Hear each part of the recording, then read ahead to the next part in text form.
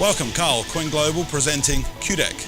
QDEK 2350, our single-sided with a slight build of foam to give greater bonding capabilities when into fleece-back membranes. So 2350 is a urethane adhesive, single-sided, so we're going to apply the adhesive onto the deck, leave it for a moment and roll the membrane straight into it. It's going to be fun.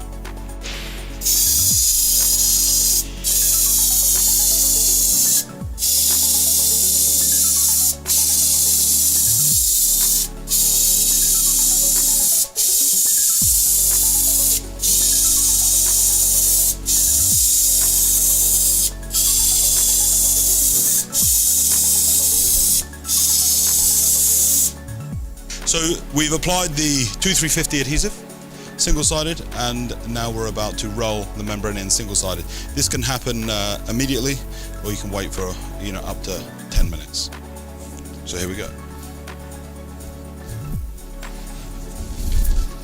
Single-sided, and then just use the brush to